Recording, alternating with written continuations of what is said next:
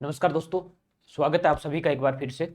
जो हम BSc BEd से रिलेटेड इंपॉर्टेंट क्वेश्चन की बातचीत कर रहे होंगे और ये बीएससी सेकेंड ईयर का केमिस्ट्री थर्ड का लगभग अंतिम पेपर रहेगा। जहां तक मुझे बताया गया है शायद ये केमिस्ट्री का जो पेपर है आप लोगों का, केमिस्ट्री का भी थर्ड पेपर है। शायद ये आप लोगों का एग्जाम की दृष्टि से भी लास्ट पेपर रहेगा। वैसे शायद इस पेपर के बाद आप लोगों की सारी चीज़ें, सारे पेपर आप लोगों के पूरे हो जाएंगे और तब तक आप लोगों के पेपर जो हो रहे हैं या वीडियो ये कब तक आप लोगों को मिल जाए, कोशिश हमारी रहेगी कि जैसे ही केमिस्ट्री थर्ड सेकंड का आप लोगों का पेपर होता है उसी दिन शाम तक आप लोगों को ये वीडियो अवेलेबल करवा दिया जाए।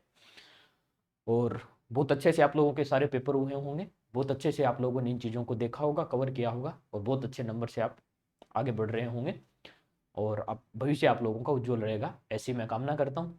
और तो चलिए, भविष्य उज्जवल के लिए ज़रूरी है कि ये लास्ट वाला पेपर भी आप लोगों का अच्छा हो। तो आज लास्ट जो पेपर है आप लोगों का केमिस्ट्री थर्ड फिजिकल का होगा, तो थोड़ा इजी पेपर है ये आप लोगों के लिए रहेगा बजाय ऑर्गेनिक के। तो इनके जो इंपॉर्टेंट क्वेश्चन है वो आप लोगों से हम शेयर कर रहे होंगे और मैंने आप लोगों को जो सेकंड बताया था उसी में बता दिया था कि ये जो लास्ट दोनों पेपर है मैं आप लोगों से फॉर्मेट जो आप लोगों का मॉडल पेपर है, अभी ये सेक्शन में 10 आते हैं, बी में अल्टरनेट आते हैं, वैसे शेयर नहीं करके कुछ इंपॉर्टेंट क्वेश्चन के माध्यम से आप सिर्फ हम आप लोगों को डायरेक्ट पॉइंट के अकॉर्डिंग डाल रहे हैं। तो जो क्वेश्चन जो टॉपिक आप लोगों को बता दिया जाता है उसमें डेफिनेशन बड़ा क्वेश्चन पूरी तरीके से उस चीज़ को क्या करना है, तैयार करना है। तो ये हमारी ऐसी कुछ चीज़ रहेगी। और चलिए बाकी चीज़ मैं जो बातचीत करूंगा बिल्कुल लास्ट में हम आप लोगों से बातचीत कर लेंगे। तब तक के लिए पहले आप लोग पेपर को देख लीजिए। चलिए, ये आप लोगों का केमिस्ट्री सेकंड ईयर का थर्ड पेपर जो लास्ट पेपर रहेगा ये, ठीक है, इतना ठीक रहेगा मेरे हिसाब से, दिखाई दे जाएगा आराम से, कोई दिक्कत नहीं। चलिए देखो, पहला क्वेश्चन है इसमें कि अणु संख्यता तथा नाभिक की कोटि अभिक्रिया सॉरी अणुसंख्यता तथा अभिक्रिया की कोटि में क्या बताना है आप लोगों को, अंतर बताना है। ठीक है, ठीक है, इजी वाला चैप्टर है ये आप लोगों का। 12th या 11th का जो पहला ही चैप्टर होता है वही लगभग सेम टू सेम यहाँ पर ये दिए, अणुसंख्या तथा अभिक्रिया की कोटि में आप लोगों को डिफरेंस बताने। और मैं लगभग हर पेपर में बात कर रहा हूँ, तो जब भी आप लोगों से डिफरेंस पूछा जाता है तब आप लोगों को वो टेबल बना के ही लिखना होता है। यहाँ एक साइड आप लोग लिख लेना अणुसंख्यता और दूसरा लिख लेना कोटि। चाहे आप डेफिनेशन लिख रहे हो, पहले जो पॉइंट आप लोग बना रहे हो अणुसंख्यता और अभिक्रिया की कोटि की डेफिनेशन लिख दो, कोई दिक्कत नहीं है, लेकिन दोनों को इस फॉर्मेट में लिखना है। फिर जो भी है इसमें आप लोग पॉइंट क्या डिफरेंस होता है, क्या समानताएं होती हैं, वो पॉइंट बना के आपको लिखने हैं। अब जब एक दो बी सेक्शन में भी अगर आपका पूछा जाता है 3 नंबर में, तब भी आप लोगों को 3 से 4 पॉइंट लिखने होते हैं। और अगर सी सेक्शन में बड़ा पूछ लिया जाता है तब तो आप लोगों को पूरी डिटेल से इस चीज को करना ही होता है। चलिए दूसरा क्वेश्चन इसमें है कि रिएक्शन वेग, रिएक्शन का वेग, अभिक्रिया वेग के बारे में पूछा गया है। अभिक्रिया वेग को आप लोगों को यहाँ पर डिफाइन करना है तथा इसको प्रभावित करने वाले कारकों को भी करना है। तो भाई ये बड़ा क्वेश्चन बन जाता है अगर पूरा डिटेल से दे दिया जाए। भाई रिएक्शन डेफिनेशन भी पूछ ली और पूरे जो आप लोगों को टेम्परेचर वगैरह है, अभिकारक की मात्रा है, वो पूरी जो चीजें होती हैं, भाई मैं बोल रहा हूँ आइडिया से ऐसे, मुझे पता नहीं एग्जैक्टली केमिस्ट्री में इस चीज के बारे में क्या है, थोड़ा बहुत मेरा जो पढ़ा हुआ है वो थोड़ी बहुत कुछ चीजें हैं वो मैं बोल रहा हूँ। दूसरा यहाँ पर है प्रथम कोटि और द्वितीय कोटि रिएक्शन का क्या बताना है आप लोगों को, रिएक्शन अभिक्रिया समीकरण बताना, आप वेग समीकरण आप लोगों को बताना है। ठीक है, तो आप लोगों को पता ही है कैसे ज्ञात करना होता है, इजी वाला पार्ट है। प्रथम कोटि तो बहुत ज्यादा यूज होता है। 4 नंबर क्वेश्चन जो है ये है पोस्टवर्ड का तनुता नियम बताना है आप लोगों का तथा कोलराउस नियम भी आप लोगों को बताने हैं। तो इसमें एक ही में 2 क्वेश्चन डालने की कोशिश की है, ओस्टवर्ड और कोलराउस दोनों नियम के बारे में यहाँ पर पूछा गया है। ठीक, नेक्स्ट 5 नंबर जो क्वेश्चन है वो है कि डेबाई, ये क्या है, हुकेल है शायद, आप लोग इस नाम को एक बार देख लेना भी क्या है, मुझे इस चीज के बारे में ज्यादा कुछ पता नहीं। तो समीकरण का आपको क्या करना है, सत्यापन करना है। ये जो समीकरण है इस समीकरण का आप लोगों को क्या करना है, सत्यापन करना है। ठीक है, इतना तो आइडिया लगा ही लोगे आप लोग। चलिए 5 नंबर, चलिए इसको आगे बढ़ा देते हैं ताकि थोड़ा आप लोगों को अच्छे से दिखाई दे दिया जाए।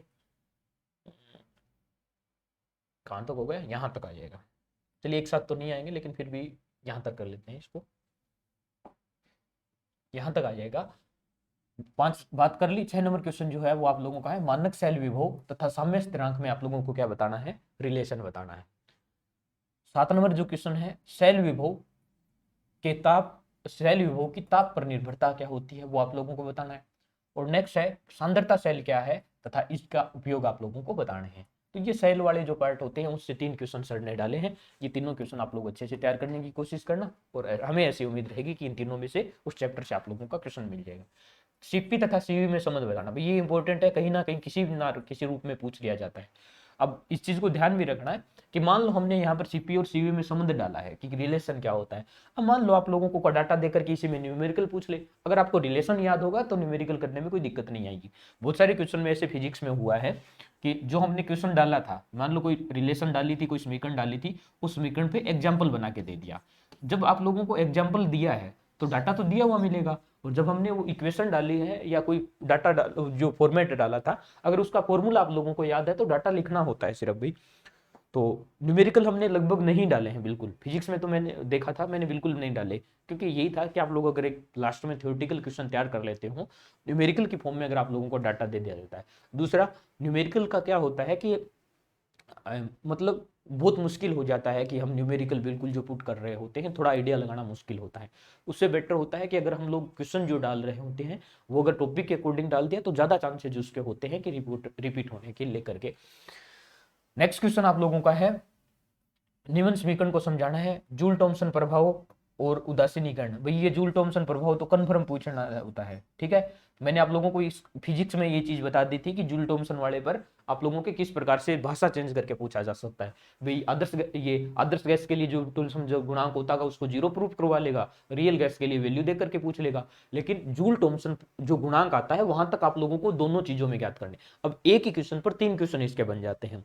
अब हमने जूल थॉमसन डाल दिया तो वो बोल देगा कि आदर्श गैस के लिए जूल थॉमसन गुणांक का मान जो होता है 0 होता है। अब आप लोग बोल देंगे सर आपने तो ये नहीं डाला, लेकिन चीज तो सेम है ना। जूल थॉमसन गुणांक आप लोगों को निकालना होता है, वहां तक प्रोसेस सेम होती है।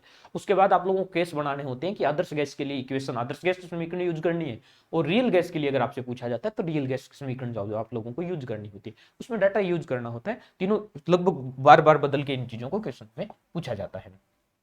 नेक्स्ट क्वेश्चन आप लोगों का उदासीनीकरण उष्मा के बारे में आप लोगों को बताना है, क्या होगी उदासीनीकरण उष्मा। चलिए आप लोगों के नेक्स्ट जो क्वेश्चन रहेंगे, ये स्टार्ट के 10 क्वेश्चन हो गए, उनके बारे में बातचीत होगी। चलिए 12 क्वेश्चन आप लोगों के लास्ट जो दोनों क्वेश्चन है उन दोनों की बात कर ले।